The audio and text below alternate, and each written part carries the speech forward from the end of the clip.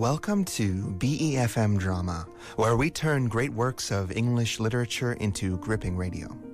I'm your host, Joshua Cornwell, and today we're bringing you part 2 in our 5-part adaptation of The Door in the Wall, a troubling and beautifully mysterious tale by the early master of science fiction and fantasy, H.G. Wells, whose prophetic late 19th and early 20th century visions of science and the future have had a powerful influence on the genres he worked in ever since.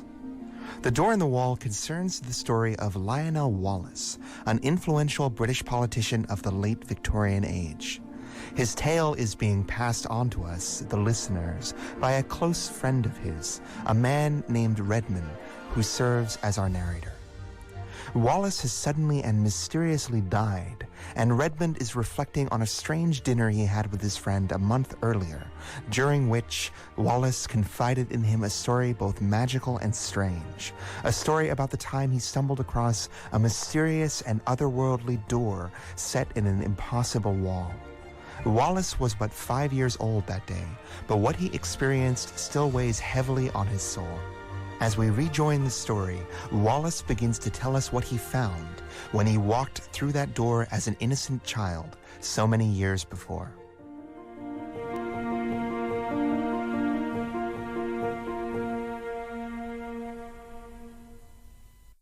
It was very difficult for Wallace to find the words to give me his full sense of that garden into which he came.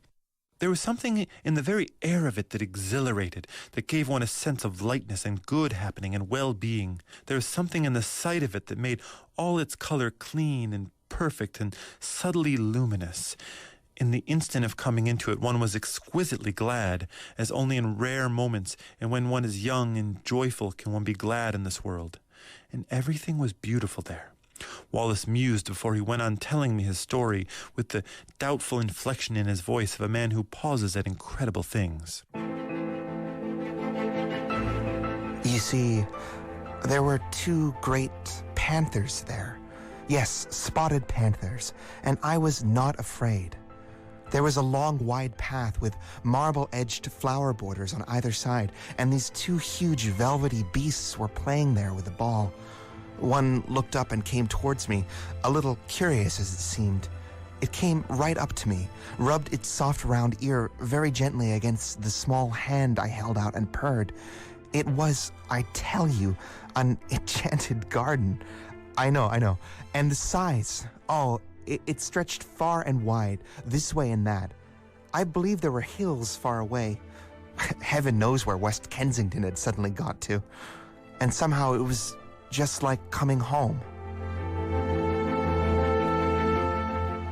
You know, the very moment the door swung shut behind me, I forgot the road with its fallen chestnut leaves, its cabs and tradesmen's carts.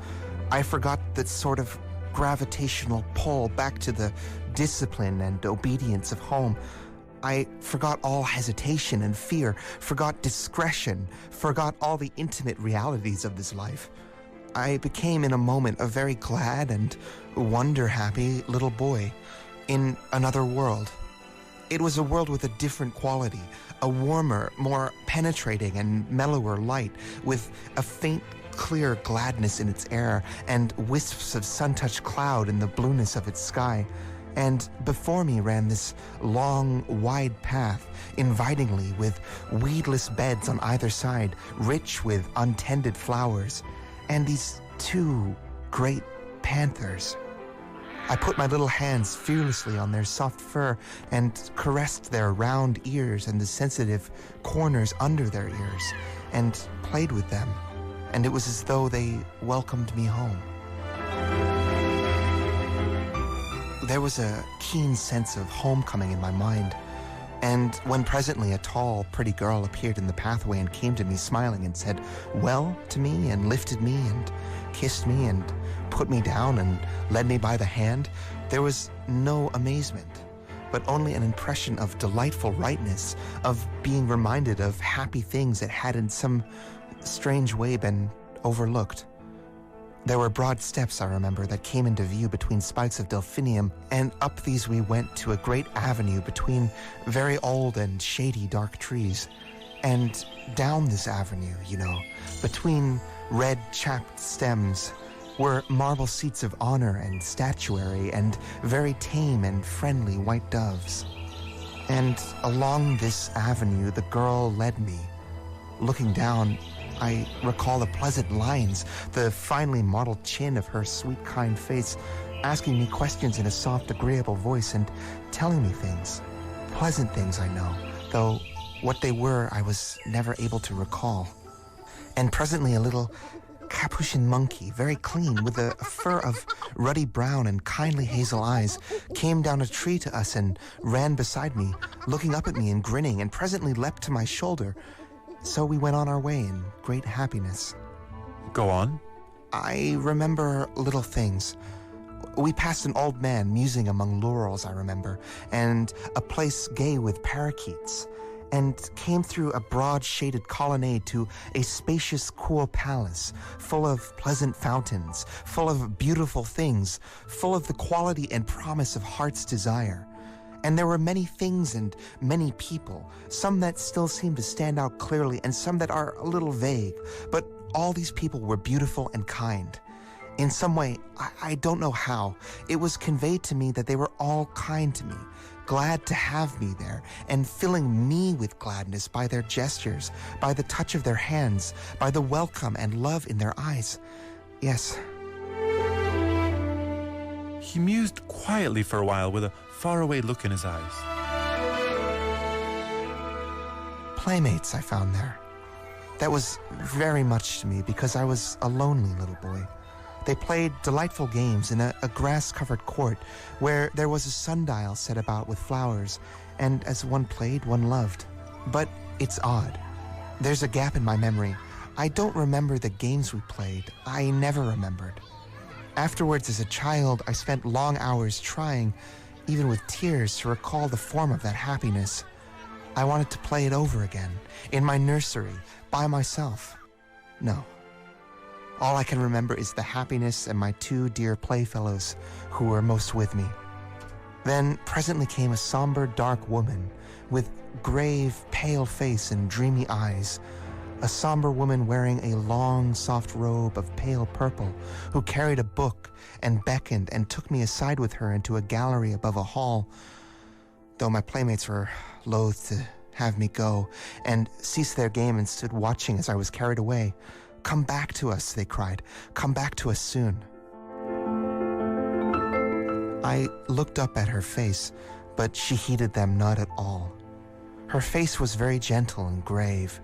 She took me to a seat in the gallery, and I stood beside her, ready to look at her book as she opened it upon her knee. The pages fell open. She pointed, and I looked, marveling, for in the living pages of that book I saw myself.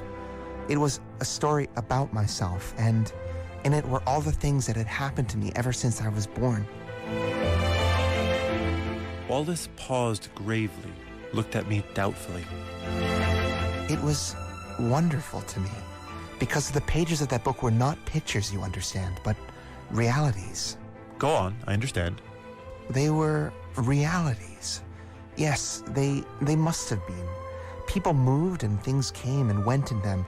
My dear mother, whom I had nearly forgotten.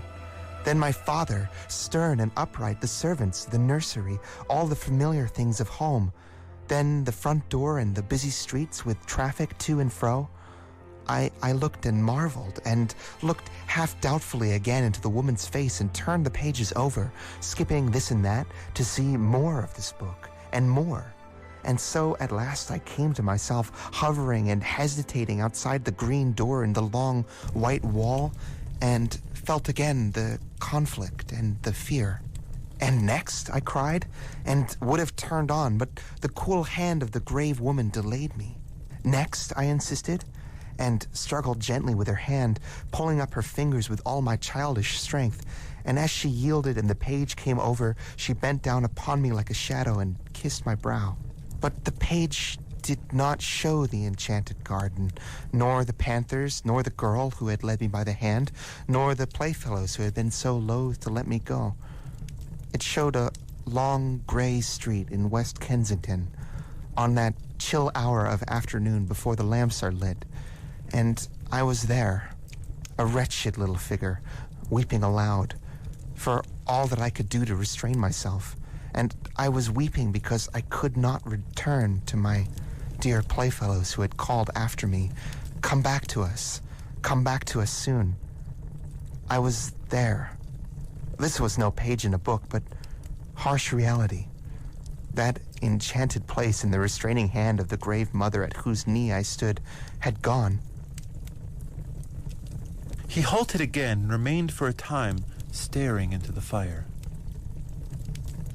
Ah, the wretchedness of that return.